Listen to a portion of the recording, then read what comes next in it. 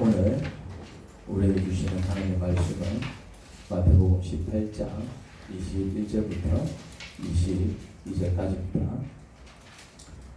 그때에 베드로가 예수께 다가와서 말하였다.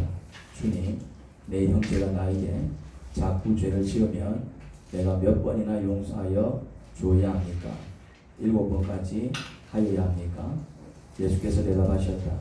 7번만이 아니라 70번을 7번이라도 하여야 한다. 아멘. 아멘.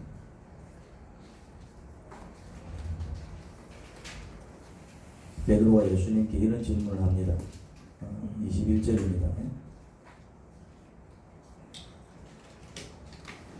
이렇게 질문합니다. 내 형제가 나에게 자꾸 죄를 지으면 내가 몇 번이나 용서해 줘야 합니까? 7번까지 해야 합니까? 이런 질문을 해요. 그가 제시한 횟수는 7번이었습니다. 7번 용서해 주면 되겠습니까?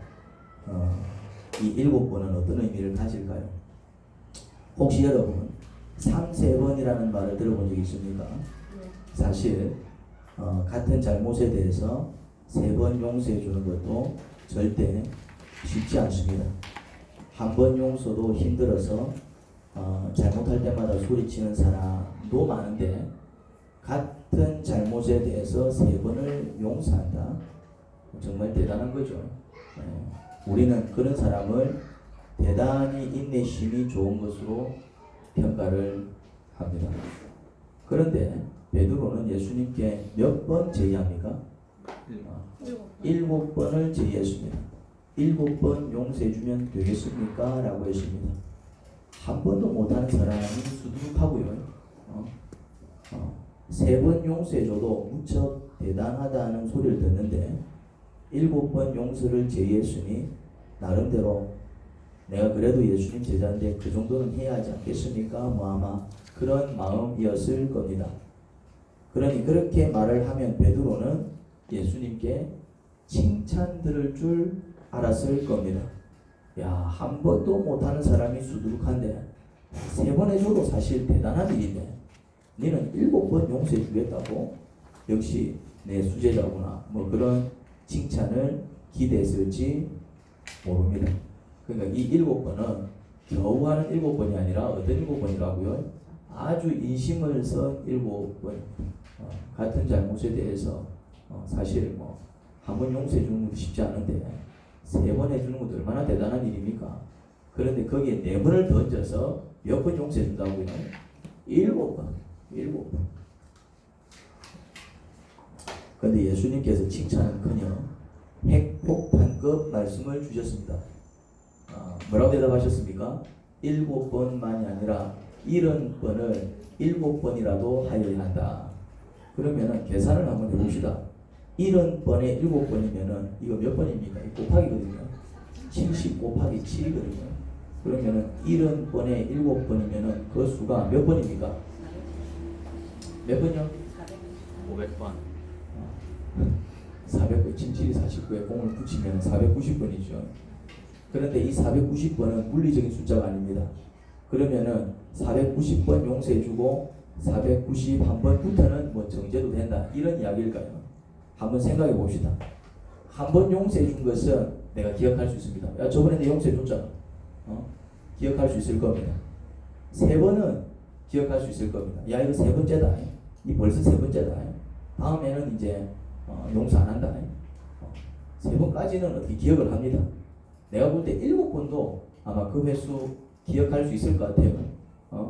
하지만 490번은 저번에 몇 번까지 용서해 줬는지 정확히 기억할 수 있을까요?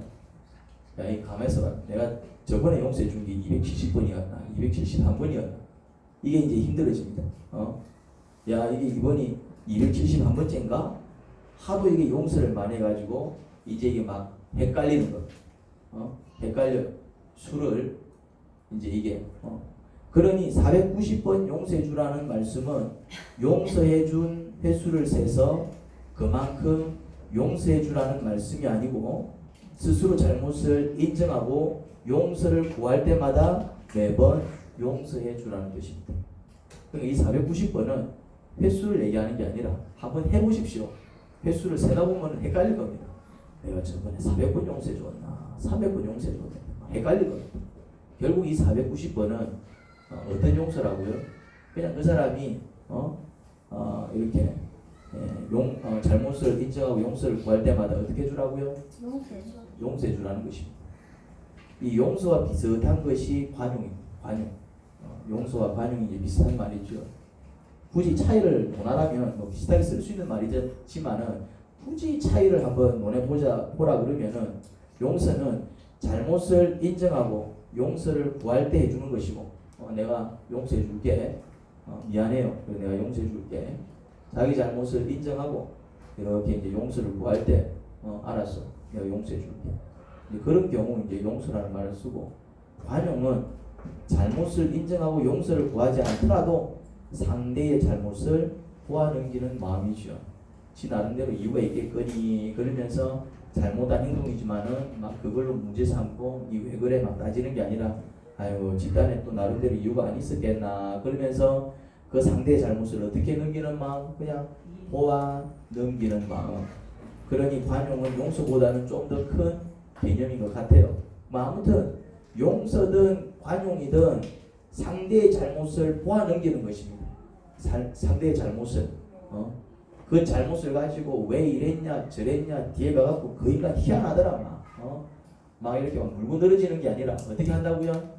잘못된 행동이지만은 막 또 그 잘못을 보아 넘기는 마음은 집단에는 나름대로 이유가 있겠거니 그걸 이제 그런 마음을 용서하는 마음, 관용하는 마음 이제 이렇게 우리가 볼 수 있을 겁니다. 만약에 도저히 상대의 잘못을 보아 넘길 수 없다면은 그럴 수 있잖아요.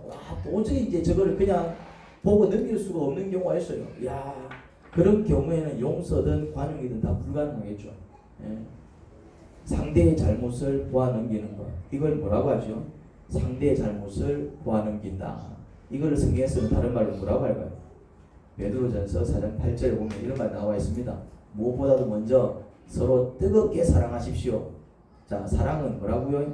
허다한 죄를 덮어줍니다. 자, 이렇게 잘못을 보아 넘기는 것. 허다한 죄를 어떻게 해준다고요? 덮어주는 것. 그걸 여기서는 뭐라고 얘기하고 있습니까? 사랑. 그런데 여기서 또 조심해야 될 게 있습니다. 죄를 덮어준다고 할 때 그러면 뭐 무슨 짓을 하든 말든 야 괜찮아 한다는 말이 아닙니다. 성경은 죄에 대해서는 굉장히 단호합니다. 전혀 죄에 대해서는 관용하지 않습니다. 히브리서 12장 4절에 이런 말씀이 나옵니다. 여러분은 죄와 맞서서 싸우지만 아직 피를 흘리기까지 대항할 일은 없습니다.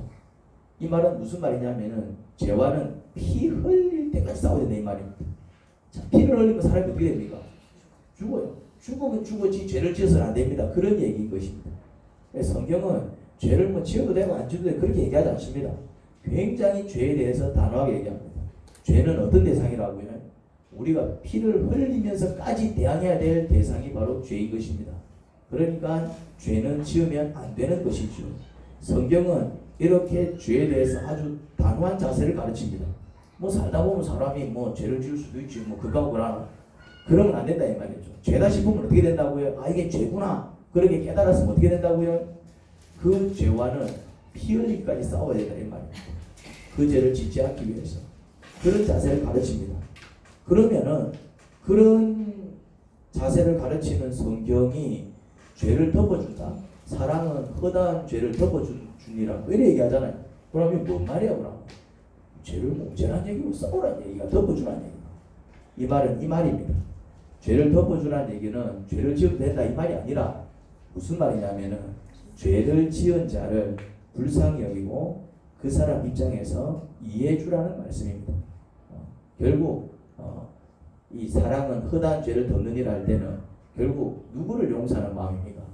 죄인을 용서하는 마음이지 죄를 지은 사람을 용서하는 마음이지 그를 관용하는 마음이지 죄에 대해서 죄 지어도 돼 괜찮아 죄에 대한 어떤 관용적인 태도가 아님을 기억해야 됩니다. 죄에 대해서는 피 흘리기까지 싸우라고 얘기하고 있습니다. 이 분명히 죄악된 행동은 잘못된 행동이죠. 그런 행동은 잘못된 거예요. 그럼에도 불구하고 그 사람이 그런 행동을 왜 했는지 살펴보면 그 사람 입장에서는 또 그럴 수밖에 없는 이유가 있기 마련입니다. 이해가 됩니까? 그 사람 입장에서는 이유가 있어요. 물론 그런 이유가 있다고 해서 그런 잘못된 행동이 정당화되는 것은 아니지만 그렇게 할 수밖에 없는 입장을 용납해주고 자기 잘못을 스스로 깨우치고 돌아설 때까지 기다려주는 것, 그게 뭐라고요? 그게 사랑인 것입니다. 그게 사랑인 거예요. 그 사람 입장에서 참 또 그 사람 입장에서는 그럴 수 있겠다 하고 그 사람 입장에서 그 사람을 이해해주고 그리고 또 그가 그렇지만도 그럼에도 불구하고 그것은 잘못된 행동이기에 스스로 그 잘못을 깨우치고 돌아설 때까지 뭐 해주는 거? 기다려주는 거. 그게 뭐라고요? 그게 사랑입니다. 결국 용서가 힘든 이유, 관용이 힘든 이유는 뭐 때문일까요? 용서가 안 돼.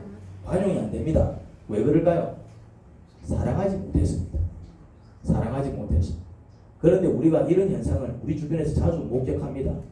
똑같은 잘못을 저질렀어. 똑같은 잘못을 저질렀는데 어떤 사람이 그런 짓을 하면은 어이씨 어찌 인간이 저럴 수가 있노? 하면서 막 욕을 하는데요. 똑같은 짓을 했는데 어떤 사람이 똑같은 짓을 저질렀을 때 사람이 살다 보면 그런 실수를 할 수 있지. 왜 이런 녀석이 나타나죠? 욕을 하려면 똑같이 욕을 하든가 이해를 해주려면 똑같이 이해를 해주든가 누구는 막 욕하고 누구는 그럴 수 있지. 왜 이런 태도가 나옵니까?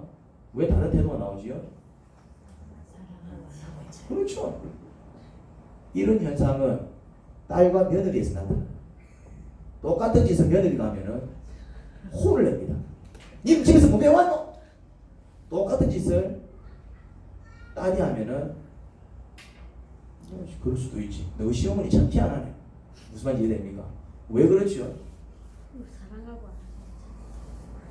며느리는 그만큼 사랑하고 자식은 그만큼 사랑하게 되는 거죠. 그런데 며느리를 딸처럼 사랑하면은 며느리를 어떻게 대한다고요? 딸처럼 대하겠죠. 그게 그 행동이 잘못됐어가 아니라 뭐 때문에 누구는 용서하고 누구는 용서를 못한다고요? 내가 그 사람을 사랑하면은 뭐 다음에 그러지 마 이러는데 내가 그 사람을 사랑하지 못하면은 뭐 합니까? 오히려 이전에 든 가지만 더 다 덜쳐내가지고 그런 일이 벌어집니다. 이거는 부부간에도 마찬가지입니다. 내가 남편이 예뻐 보이고 내 마누라가 사랑스러울 때는 좀 실수를 해도 어떻게 얘기합니까? 사람이 그럴 수도 있지. 뭐 그런 거 그래. 그런데 꽁 해가지고 뭔가 속이 뒤틀렸을 때는 똑같은 행동을 했는데도 어떤 일이 벌어집니까? 왜 이런 일이 벌어지죠?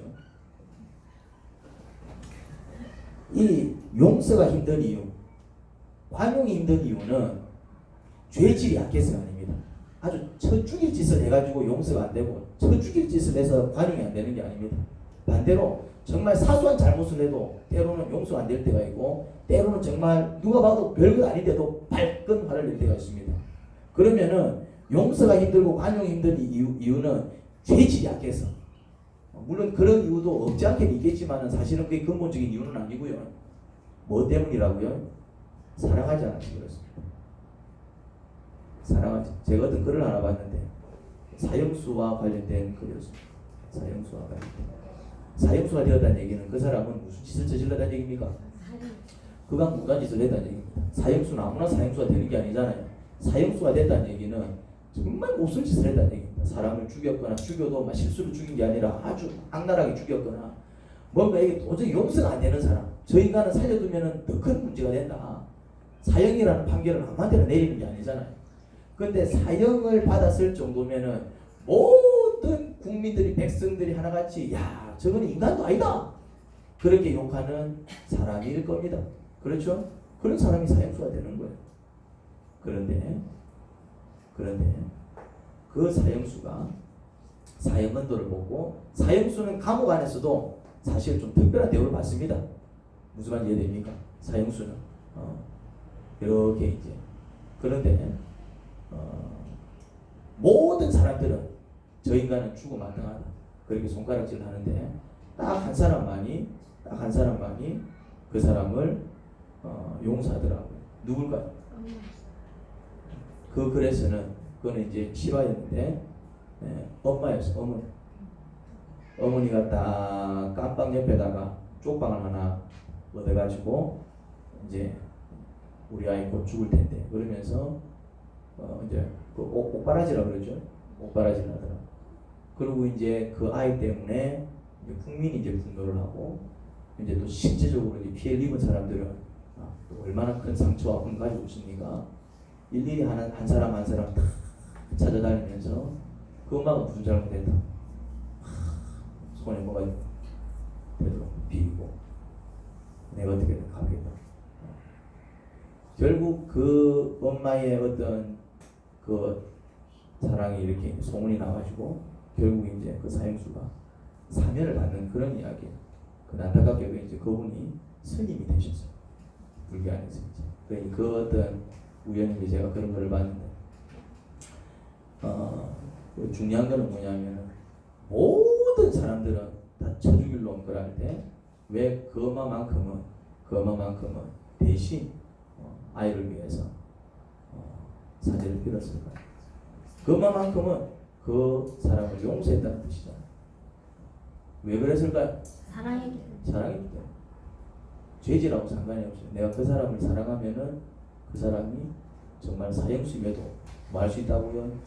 관용하는 용서. 그럼 답 나왔죠. 여러분들이 누군가를 용서하지 못한다. 누군가를 관용하지 못한다. 그게 용납이 안 된다. 어떻게 이런 행동을 해? 왜 그렇다고요? 그 사람이 그가 무도한 짓을 해서가 아니라 그런 이유도 있겠지만은 더 근본적인 이유는 뭐 때문이라고요? 내가 그 사람을 사랑하지 못했습니다. 이런 현상은 배우자와 자녀들 사이에서도 많이 나타나더라고요. 똑같은 잘못을 남편이나 아내가 하면은 절대 용서가 안 되는 게 자녀들이 하면 용서될 때가 있죠. 혹시 그런 경우 해본 적이 없습니까? 그건 왜 그렇죠? 배우자는 좀 계산된 사랑이잖아요. 서로가 네가 나한테 이만큼 해주면 나도 니한테 이만큼 해줄게. 배우자는 좀 그런 어떤 사랑이잖아.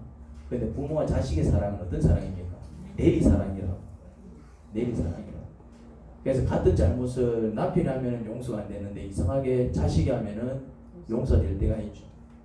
마찬가지 아내가 할 때는 도저히 막 괘씸해서 용서가 안 되는데 내 딸이 그러면은 그 용서될 때가 있죠. 뭐가 달라서 그렇다고요? 사랑하는 게 달라서 그렇다는 거예요. 그러니까 잘못도 잘못이지만 사실은 용서와 관용은 그 사람이 얼마나 잘못했느냐 그게 달려있는 게 아닙니다. 사소한 잘못했으면 용서하고 큰 잘못했으면 용서 안 할 것 같아요. 아니에요. 그거하고 상관이 있는 게 아닙니다. 용서와 관용은 뭐하고 상관이 있다고요? 내가 그 사람을 얼마나 사랑하느냐.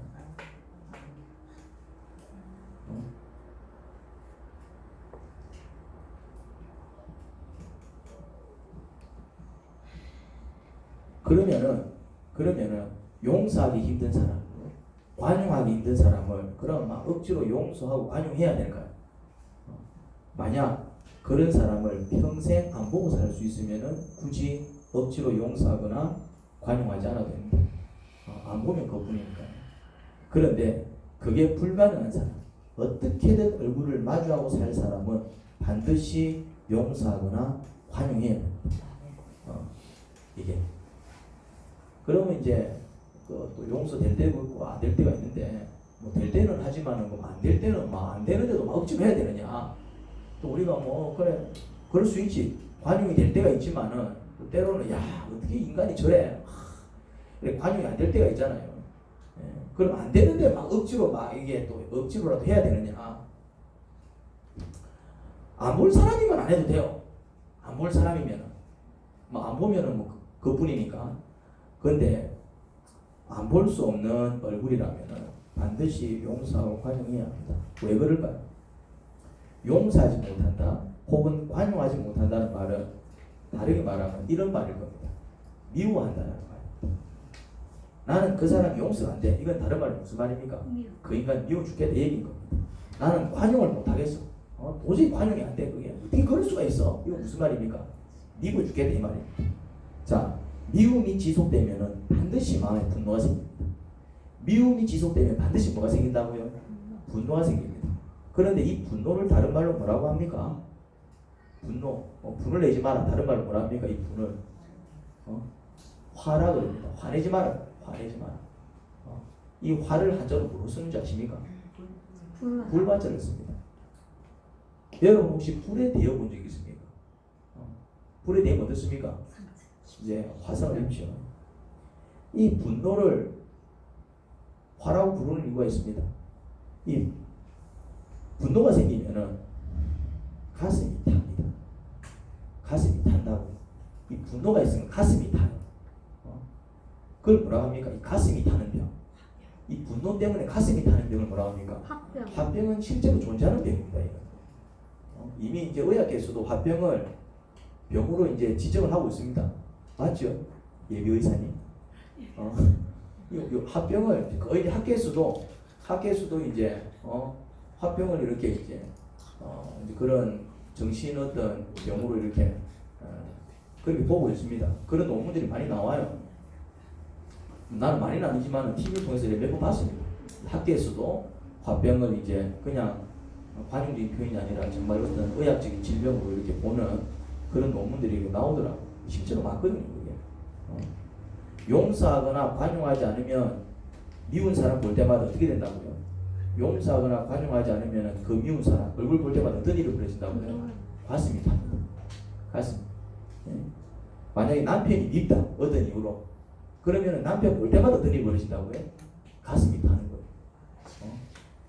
만약에 내 부모가 밉다. 어떤 이유로. 그럴 수 있잖아요. 부모한테 상처를 많이 받아. 부모가 밉다. 그러면은 그 부모를 볼 때마다 어떤 일이 벌어진다고요?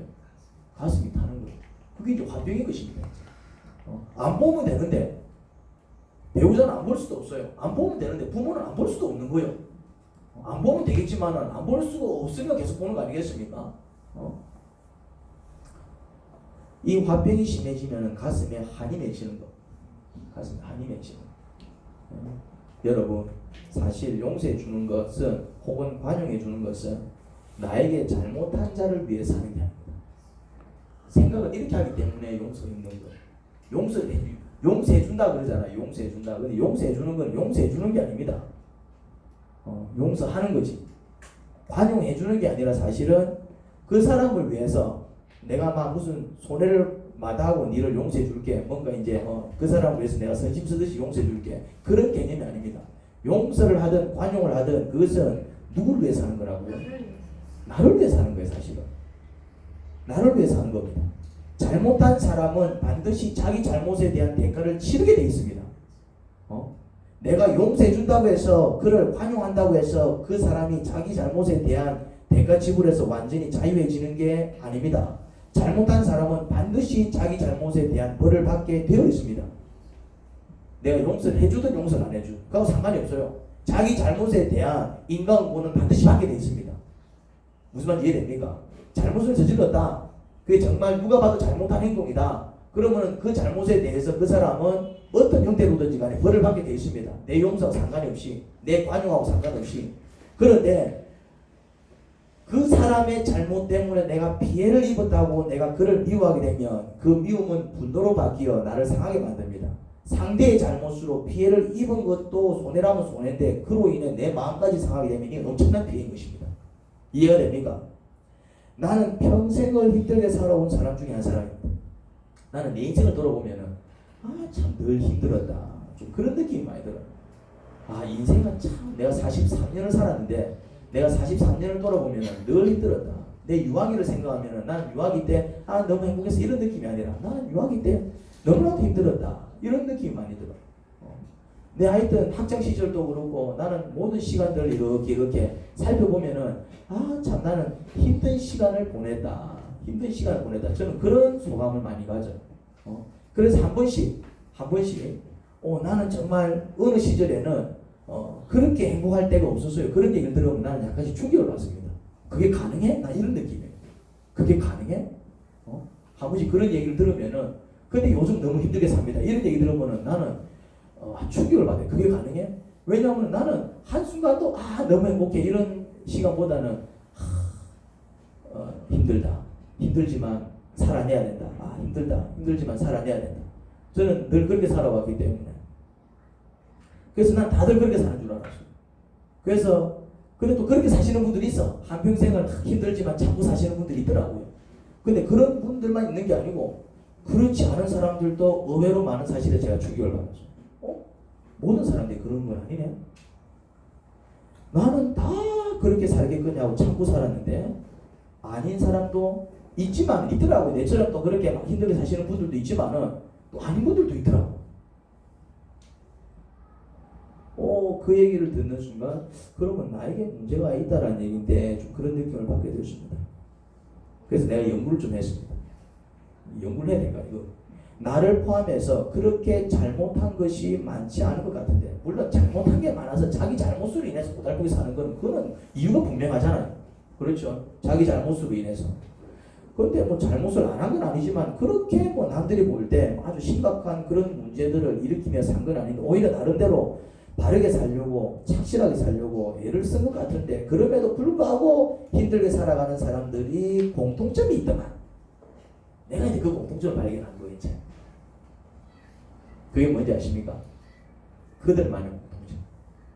자기 잘못으로 힘들게 사는 사람은 그건 이제 자기 잘못 때문인 거예요. 그건 그 잘못을 고쳐야 되는 거예요. 근데 그렇지 않고 그냥 나름대로 착하게 살려고 완벽한 건 아니지만 그래도 착하게 살려고 나름대로 성실하게 살려고 저는 그렇게 산 사람 중에 한 사람이거든요. 저는 학교 다닐 때도 모범생이었습니다. 저는 항상 그 단체에 들어가면 항상 모범생이었습니다. 저는 공부를 막 수석 이거까지는 아니어도 그래도 잘하는 편에 들어갔어요. 게으름 부리는 사람이 아니었습니다. 해야 될 것은 열심히 하는 사람이었습니다. 저는 어디에 가든 인정을 받았습니다. 참 열심히 하네. 참 열심히 하네.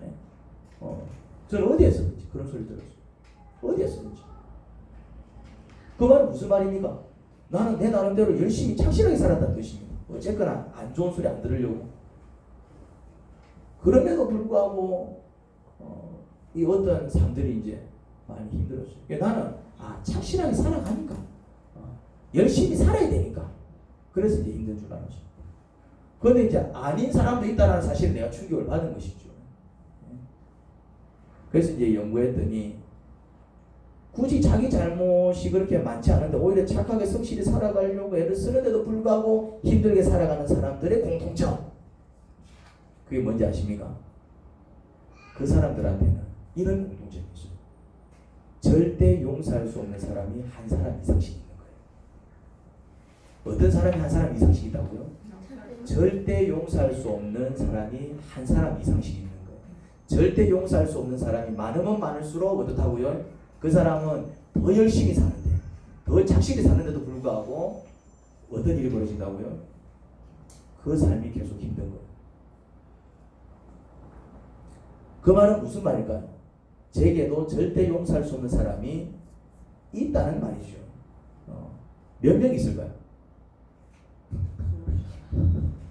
많은 건 몰랐는데 내가 세봤더니 몇 명 있더라고요.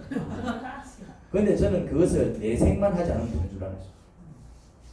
내색만 하지 않으면 되는 줄 알았어요. 그런 거 자꾸 내색하면 문제가 생기잖아요. 그렇잖아요. 그런 걸 내색하게 되면 나 니 싫어, 니 미워 막 그런 걸 내색하면서 살면 얼마나 서로 힘들어집니까? 그래서 이제 굳이 참고 살아야 될 것 같으면 이제 참고 사는 거지. 내색만 하지 않으면 큰 문제가 없을 줄 알았어요. 내색만 하지 않으면. 누군가를 생각할 때 가슴에서 부글부글 불이 일어나는 사람이 혹시 있습니까? 그 사람을 생각하면 막 가슴에서 부글부글 막 불이 일어나. 막 생각하기도 싫고 심지어 꼴도 보기 싫은 사람이 혹시 있지 않습니까? 그 사람이 바로 여러분이 절대 용서할 수 없는 사람입니다. 그 사람이 누구든지 간에. 그리고 여러분은 바로 그 절대 용서할 수 없는 마음, 그 분노, 그 불 때문에, 뭐 때문에? 절대 용서할 수 없는 그 마음. 그게 뭐라고요? 그게 불이다 이 말이죠. 그게 불. 그 불 때문에 그렇게 잘못한 게 없어도 오히려 열심히 산재밖에 없는데도 불구하고 힘들고 고통스러운 인생을 사는 겁니다. 뭐 때문에? 그 불 때문에. 살 길은 그 불을 꺼트려야 됩니다. 마음에서 분노를 제거해야 합니다. 절대 용서할 수 없는 마음을 용서하는 마음, 관용하는 마음으로 바꾸셔야 돼요. 요즘 제가 이 진리를 깨닫고 무슨 기도를 많이 하느냐. 제가 이제 이 진리를 깨닫고 요즘 많이 하는 기도가 있습니다. 주님, 용서하게 하십시오. 주님, 관용하게 하십시오. 저런 것도 용서하게 하십시오. 저런 것도 관용하지 마십시오. 어차피 저 사람은 자기 잘못에 대해서 그 대가를 지불하게 될 것입니다. 그러니 저 사람 잘못 때문에 제 마음을 상하게 만드는 일을 범하지 않게 하소서.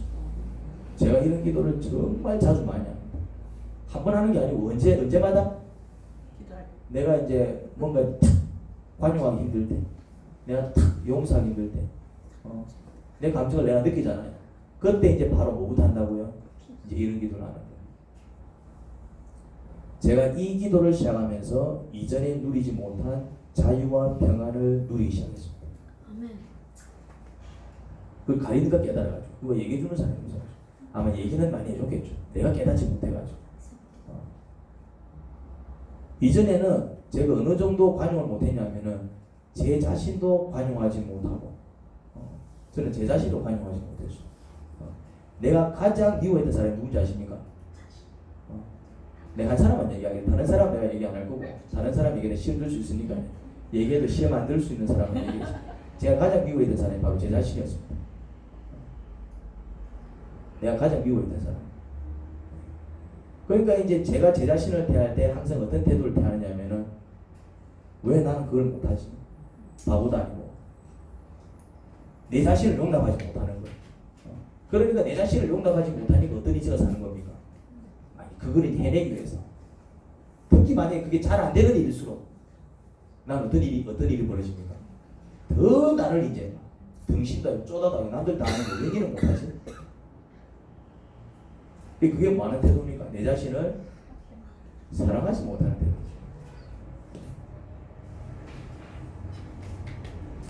사소한 것이라도 어떤 잘못이 드러나면 저 인간 왜 저래?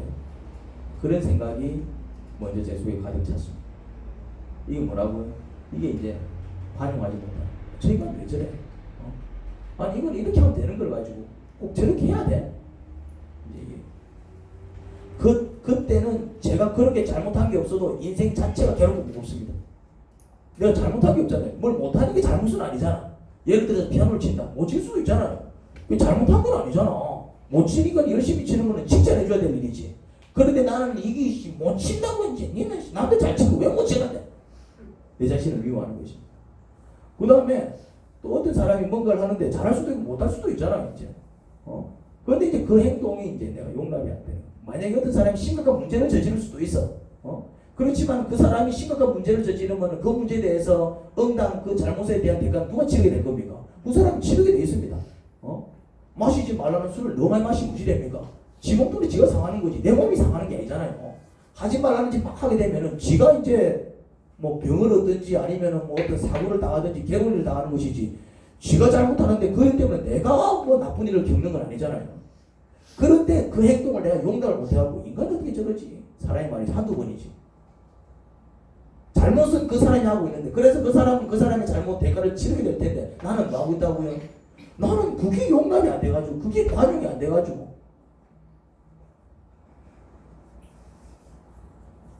이거는 내가 잘못해서 내 잘못으로 인한 괴로움이라면은 그거는 내가 이제 잘못을 반성하는 기회로 삼아야 되겠지만, 그게 아닌데 이건 내 잘못이 아니잖아. 내 잘못도 아닌데 너 잘못인데 너 잘못 때문에 어떤 일이 벌어진다고요? 내가 이제 미치는 거요. 이게 여기서 바보 같은 짓이라 이게. 근데 이렇게 살아가는 사람들이 억수로 많아요. 의외로.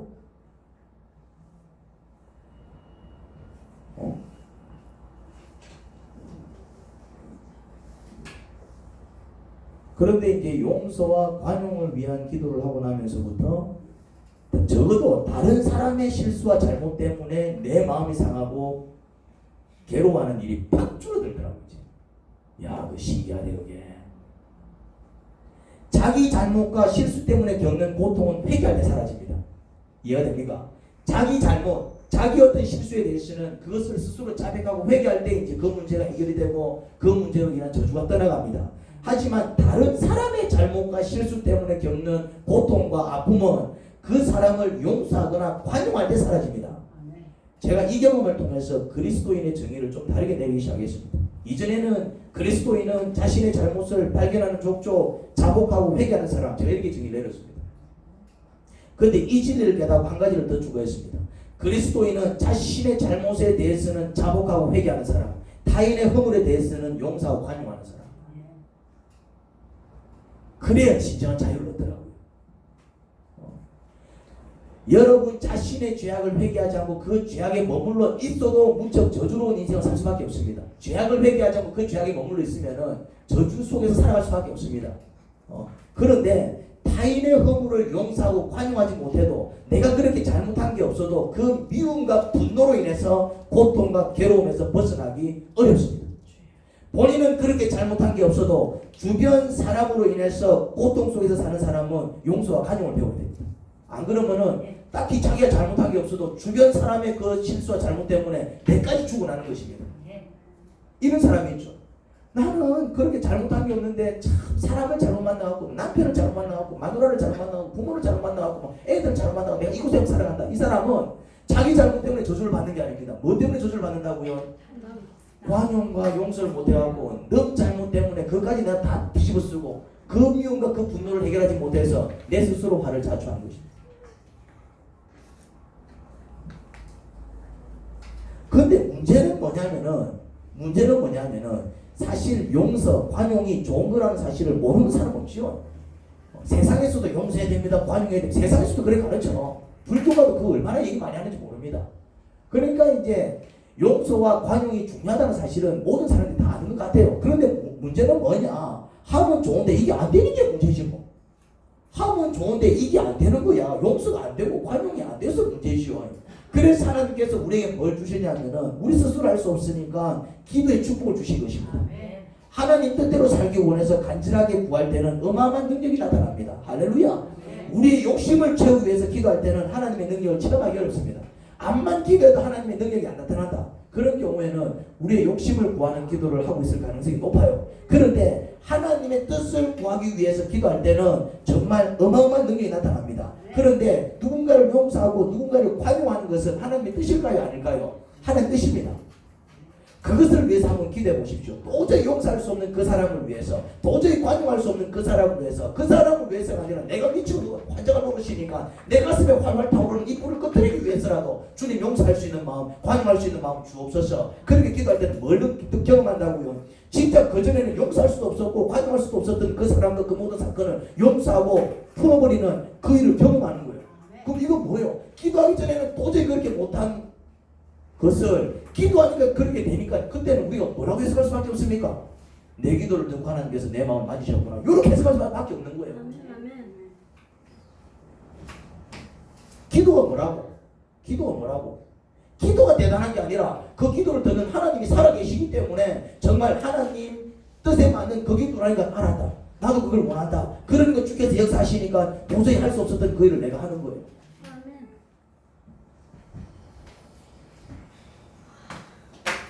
제가 지금 그 능력을 경험하고 있습니다. 기도를 유별나게 하지 않습니다. 뭐 그렇다고 해서 뭐 굿하듯이 뭐 무당들이 신내림 받기 위해서 굿할 때 얼마나 막 난리를 치는가. 기도할 때 그렇게 하지 않습니다. 그냥 어떻게 한다고요? 아까 내가 예로 이제 제가 이렇게 기도합니다 얘기하고 있잖아요. 그냥 그렇게 기도해요. 그냥 그 순간에 하나님 또 내가 이거 용서가 안 되네요. 또 내가 이게 관용이 안 되네요. 또 이것 때문에 난 또 괴로워할 겁니다. 하나님 그러지 않도록 도와주십시오. 그 사람을 위해서가 아니라 나를 위해서라도 그냥 그 기도를 그렇게 수시로 기도할 따름입니다. 여러분 제가 이전에는 자신의 허물을 발견하고 그것을 자복하고 회개할 것을 많이 가르쳤습니다. 그런데 이제는 타인의 허물을 용서하고 관용할 것을 많이 가르칠 것 같아요. 앞으로 용서와 관용은 상대방을 위해서 해주는 것이 절대 아님을 기억하시기 바랍니다.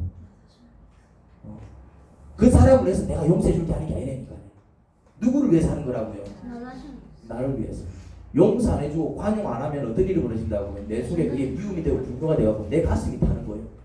그런데 내가 더 용서를 하게 되면은 더 관용을 하게 되면 더 이상 내 가슴이 타는 일이 없어.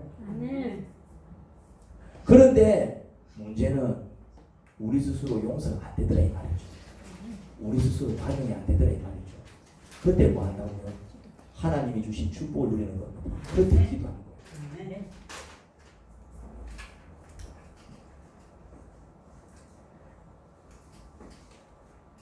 하나님 아버지 은혜를 감사합니다. 용서하기를 원합니다. 관용하기를 원합니다. 용서를 해야 내가 살고 관용해야 내 마음에 평안을 얻습니다. 그러고 보니 딱히 잘못한 것도 없는데 너무 고통과 괴로움 속에서 살았습니다. 그 이유가 뭐겠습니까? 용서하지 못해서 그렇습니다. 관용하지 못해서 그렇습니다. 어차피 그 사람은 자기 잘못에 대해서 그 죄값을 치르게 될 텐데 그 사람 잘못 때문에 내까지 같이 죽어나는 이유는 없지요. 하나님, 그런데 어리석은 삶을 지금까지 살아왔습니다. 용서하게 하소서, 관용하게 하소서.